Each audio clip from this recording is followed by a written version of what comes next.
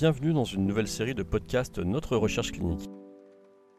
Pour cette nouvelle série, nous allons explorer le thème de la vigilance au cours des essais cliniques. À travers des échanges avec des experts, nous allons explorer ce qu'est la vigilance, son utilité et les obligations réglementaires qui y sont associées. Nous allons découvrir comment et par qui les patients qui participent sont suivis au quotidien, dans le but d'assurer leur sécurité pendant toute la durée de la recherche. Dans cet épisode, nous allons à la rencontre de Pascal, qui est responsable de la vigilance des essais cliniques au CHU de Toulouse.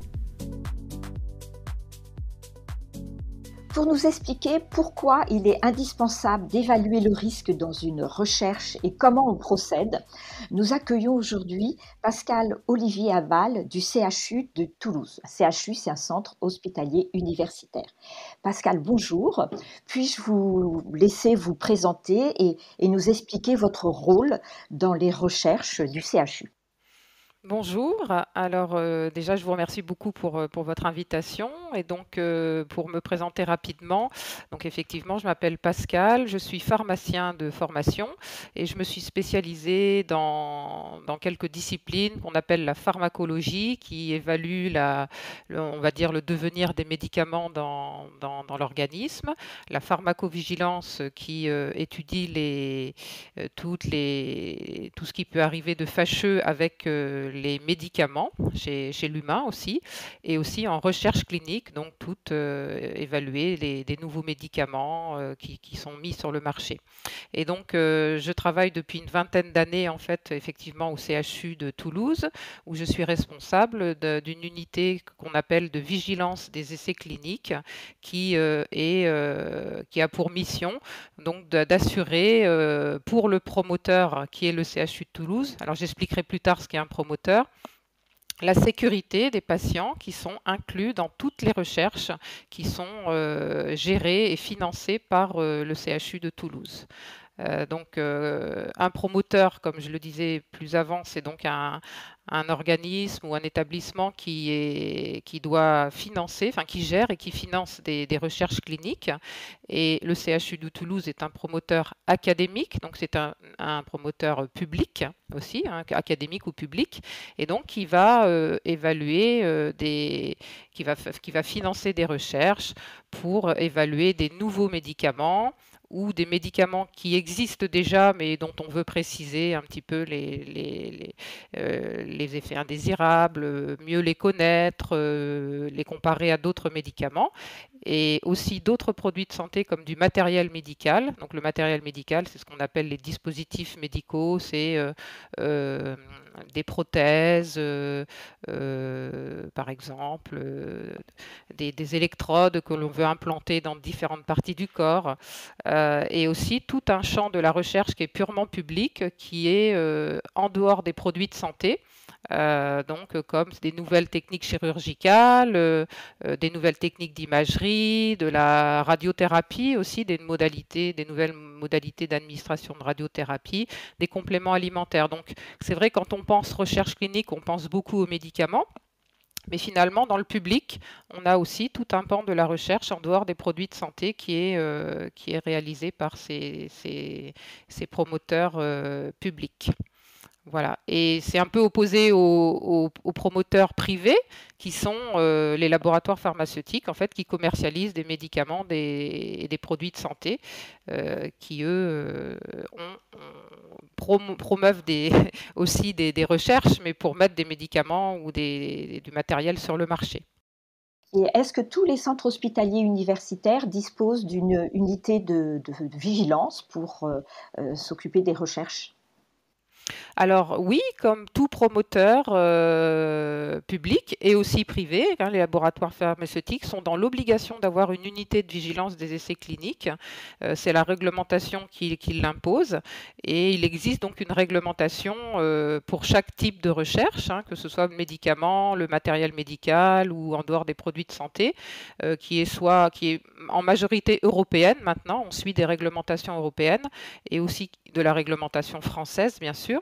Et cette réglementation est exactement la même que l'on soit un promoteur privé ou que l'on soit un promoteur public. Et donc, par exemple, au CHU de Toulouse, je suis responsable de cette unité de vigilance et on intervient dès le montage du projet. En fait, dès qu'un médecin a une idée sur une recherche, hein, il émet une hypothèse et il faut monter tout un protocole de recherche pour expliquer ce que l'on va, comment on va prendre en charge le patient, comment on va essayer de démontrer que le médicament A va être plus efficace que le médicament B et aussi qu'il va être plus sûr. Et donc, on intervient dès le montage du projet avec toute l'équipe, tous les acteurs de la recherche, des méthodologistes, des statisticiens, des infirmières de recherche clinique, et les médecins. Et donc, on est dès le début du projet, on intervient pour appréhender déjà comment va être pris en charge le patient et comment il va être surveillé et comment on va évaluer sa sécurité. Justement, pourquoi pour le patient c'est si important et comment vous allez lui expliquer, comment sa sécurité lors d'une recherche va être assurée et qui va l'assurer? Alors effectivement, c'est très important pour le patient parce qu'il va bien sûr un petit peu s'inquiéter de savoir quels sont les risques qu'il va prendre hein, si on lui propose d'être inclus dans une recherche. Mais tout ceci est bien encadré et c'est très important qu'il comprenne comment ça va être fait, qui va le faire. Et c'est important aussi pour la société en général et pour tous les acteurs de la recherche. Alors il faut savoir que c'est un fondement légal et éthique hein, qui est inscrit entre guillemets dans le marbre, c'est-à-dire dans la loi. Et donc là, je vais faire une citation de la réglementation qui dit qu'une recherche clinique ne peut être conduite que si les droits, la sécurité, la dignité et le bien-être des participants sont protégés et priment sur tout autre intérêt. Donc je dirais que presque tout est dit et effectivement, le patient lui-même va devoir faire remonter tous les petits problèmes qu'il va avoir auprès de son médecin de la recherche et le médecin de la recherche aussi va devoir recueillir tout ce qui lui arrive d'anormal entre guillemets et je dirais tous les acteurs de la recherche vont être impliqués. Je dirais que l'investigateur va vraiment suivre de très près la sécurité du patient au jour le jour d'un point de vue médical.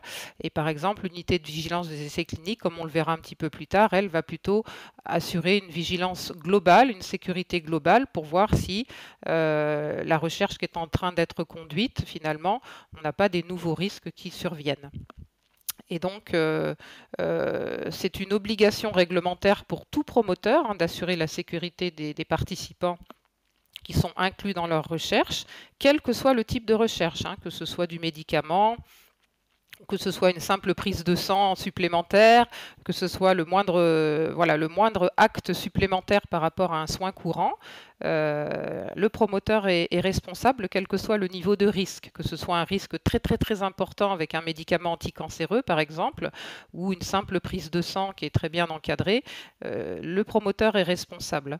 Et donc, c'est vrai que c'est une mission qui est très très importante et je dirais que le fondement, c'est que quand on donne une autorisation à une recherche, on connaît des risques, hein, on essaye de lister tous les risques que l'on connaît et le but de cette surveillance après de la recherche, c'est que les risques qui sont connus ne doivent pas augmenter, ils doivent toujours être maîtrisés. Et donc, comment le bénéfice doit être toujours supérieur au risque finalement, comment on fait? Et ben, en fait, on doit recueillir, compiler, analyser ce qu'on appelle des données de sécurité pour vérifier que le risque reste à un niveau acceptable et attendu pendant tout le déroulement de la recherche. Et qu'est-ce qu'on entend par données de sécurité? Donc là, je vais utiliser des termes un petit peu plus techniques, hein, c'est-à-dire qu'on va recueillir tous les événements indésirables qui surviennent chez les patients. Un événement indésirable, ça va être une manifestation nocive qui, par exemple, va être un mal à la tête, le patient en prenant le médicament, après il a des petits boutons partout sur le bras, ou on a une analyse biologique qui est anormale après une prise de sang. Quelquefois, ça peut avoir une notion de gravité, donc ces événements indésirables peuvent entraîner une hospitalisation, une mise en jeu du pronostic vital. Là, donc, il y a vraiment une notion de gravité, et là, il y a des déclarations qui sont obligatoires à faire par le médecin de la recherche au promoteur, on y reviendra. Pour le matériel médical, en fait, il peut y avoir des défectuosités, c'est-à-dire que le matériel, par exemple, peut se rompre, une prothèse peut se boucher, une électrode peut se casser. Donc tous ces inconvénients vont être aussi recueillis. S'il y a des surdosages, s'il y a des mésusages. Donc toutes ces données de sécurité en fait vont être compilées au niveau de l'unité de vigilance et qui va avoir donc un regard global et qui va pouvoir dire attention, là il y a trop d'événements indésirables graves, il y a trop de matériel, de problèmes sur le matériel, il faut faire un stop et analyser pour voir si on peut continuer la recherche ou pas. Voilà un petit peu de façon assez simple comment ça se passe. Et pour le patient, le patient qui va accepter de participer à une recherche, quelles informations, lui sont données? Parce que bon, là, vous avez décrit il pouvait se passer beaucoup de choses et comment le patient est informé et qu'est-ce qui lui permet de prendre sa décision de participer ou pas de façon, sereine? Alors effectivement, c'est très important que le patient soit mis au courant des risques que l'on lui fait courir. Alors quelquefois, c'est des tout petits risques, hein, comme je vous disais, comme juste une prise de sang. Mais quelquefois, quand on donne des médicaments qui ne sont pas forcément encore sur le marché, qui sont encore en développement, on ne connaît pas tout sur les médicaments, donc on va lui expliquer en fait ce que l'on connaît. Au moment où il va être inclus dans l'étude, on va expliquer dans une notice d'information, au moment où il va donner son consentement, on lui dit voilà les risques que comporte cette recherche. Il faut essayer de lui expliquer avec un langage compréhensible, hein, parce que les termes, les maladies, tout ça, c'est des termes quelquefois un petit peu techniques. Il faut bien lui expliquer aussi que il ne faut pas être effrayé parce que il y a des grandes listes quelquefois donc d'événements indésirables ou d'effets indésirables qui sont listés dans ces notices d'information et qu'un patient ne va pas présenter 100% des effets indésirables. Donc on est dans une recherche clinique, le risque zéro n'existe pas, mais je dirais que dans le soin courant, même quand vous prenez une aspirine le soir pour votre mal à la tête, le risque zéro n'existe pas non plus. Donc il faut aussi lui expliquer ça. Et bien sûr, on lui explique aussi quel bénéfice il va pouvoir en tirer. Quelquefois, il y a certaines recherches où le patient peut tirer un bénéfice et quelquefois le bénéfice il est plutôt collectif et il n'y a pas forcément de bénéfice individuel. Et donc je conseille aux patients d'écouter le podcast de l'infirmière de recherche clinique qui va expliquer aussi comment le médecin de la recherche, l'infirmière de recherche clinique vont expliquer en direct au patient quels sont les risques qu'il va prendre et quelles sont les précautions aussi et les surveillances que l'on va mettre en place pour essayer d'éviter ces risques. Merci Pascal, vous nous avez bien expliqué que des risques pouvaient survenir, que des problèmes pouvaient survenir. Pouvez-vous nous expliquer comment ils sont gérés ? Donc, comme j'expliquais, en fait, au-delà des risques théoriques qu'on a expliqués, donc le patient peut présenter effectivement des désagréments légers, des nausées, des maux de tête et d'autres événements plus graves, hein, comme j'ai expliqué. Et donc, quel que soit le niveau de gravité de l'événement indésirable, ce qui prime, c'est la prise en charge médicale du patient. Donc, le médecin qui est responsable de la recherche, donc l'investigateur, si le patient présente le moindre effet indésirable, il est pris en charge par l'investigateur gratuitement dans le cadre de la recherche pour qu'il soit bien sûr le mieux possible, mais ça peut quelquefois aller jusqu'à l'arrêt du médicament expérimental, hein, si vraiment il est mis en cause dans la survenue de l'événement indésirable. Il faut rassurer le patient qu'il ne sera jamais tout seul face à un problème qui va survenir. Je pense que le podcast aussi de l'infirmière de recherche clinique pourra bien expliquer ça dans la relation directe avec le patient. Le patient a toujours un numéro de téléphone pour joindre quelqu'un à l'hôpital, pour le prendre, pour le rassurer, pour lui expliquer ce qu'il faut faire si il a quelque chose de gênant qui survient. Ensuite, ça c'est l'aspect prise en charge clinique. D'un point de vue réglementaire, en fait, la réglementation impose aux promoteurs que tout problème, les événements indésirables, soient recueillis dans un dossier du patient qui est spécifique à la recherche et qui reste confidentiel. Et si en plus il y a un problème grave, comme je l'ai dit, si le patient est hospitalisé parce que, je ne sais pas, il a un segment important par exemple et qu'il faut l'hospitaliser pour essayer d'enrayer ce segment, eh ben, l'investigateur doit le faire remonter à l'unité de vigilance du promoteur qui va analyser ce cas, faire une causalité, c'est-à-dire déterminer si cet événement indésirable a un lien avec le produit de santé. Donc là, il y a le vigilant qui le fait, mais l'investigateur l'a aussi fait. Et ce cas d'événement indésirable grave est saisi dans une base de données. Et s'il est vraiment très impactant, il peut quelquefois nécessiter d'être déclaré aux autorités qui encadrent la recherche en France ou voire en Europe. Donc en France, l'autorité de santé qui encadre les recherches cliniques, c'est l'ANSM, l'Agence nationale de sécurité des produits de santé, qui est l'autorité de surveillance de toute la recherche clinique en France. Vous êtes en interaction quotidienne avec les autorités et avec le promoteur, en fait, et l'investigateur. Tout à fait. Et c'est la même chose s'il y a un dispositif médical, du matériel, par exemple, le patient a une prothèse et que cette prothèse ne fonctionne pas bien, eh bien, il est pris en charge médicalement et il faut aussi remonter ces données au promoteur qui va de la même façon les analyser. Et donc, en fait, le service de vigilance du promoteur a un rôle de centralisation et un rôle d'alerte si il y a trop d'événements indésirables graves, trop de défectuosité du matériel, donc et va jouer un rôle d'alerte pour essayer ensuite de mettre des mesures correctives pour que ça ne survienne pas chez d'autres patients. Et donc cette décision en fait de prendre des mesures, de suspendre une recherche ou de l'arrêter, c'est pas une décision qui n'est prise que par une seule personne, ça il faut que les patients le comprennent bien, c'est vraiment pluridisciplinaire. Il y a le promoteur, l'unité de vigilance, l'investigateur, et on peut s'appuyer aussi sur des experts indépendants externes au promoteur, à qui on va envoyer toutes les données de sécurité, qui vont les analyser et qui vont faire des recommandations au promoteur, de dire on suspend une recherche, on l'arrête prématurément en l'argumentant.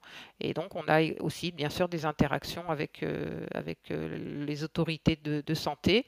Voilà, donc soit une recherche peut être arrêtée de façon définitive. Ça nous est arrivé au CHU de Toulouse parce qu'on a montré que dans un groupe de traitement qui avait le médicament expérimental, il y avait des effets beaucoup plus graves que dans le groupe de patients qui prenaient un placebo, c'est-à-dire quelque chose qui n'a aucun effet. Et donc, on a été obligé d'arrêter prématurément les faits. Soit, quelquefois, on peut reprendre la recherche clinique quand on a mis des mesures de réduction du risque. On met des surveillances supplémentaires, on décide de recueillir plus de données de sécurité. Et donc, on peut être amené à réexpliquer aux patients ce qui s'est passé, parce qu'il faut que les patients quand même soient conscients qu'il arrive des risques, des événements indésirables supplémentaires dans une recherche, et on peut leur faire resigner un consentement en leur expliquant à nouveau quels sont les nouveaux risques qu'on a mis en évidence et s'ils sont toujours d'accord pour participer à la recherche. On peut peut-être rappeler effectivement que le patient, il peut sortir de la recherche à tout moment lorsqu'il le souhaite. Effectivement, c'est son droit exclusif, il n'a aucune explication à donner. S'il a envie de sortir de la recherche, il peut sortir de la recherche à tout moment sans se justifier. Eh bien, merci Pascal, merci beaucoup de toutes ces explications, de cet échange très riche qui, j'espère, pourra donner plein d'informations aux patients qui souhaitent s'impliquer en recherche clinique. Merci beaucoup. Retrouvez tous nos podcasts sur notre site internet notre-recherche-clinique.fr et retrouvez-nous également sur les réseaux sociaux X, LinkedIn, YouTube et même sur Blue Sky.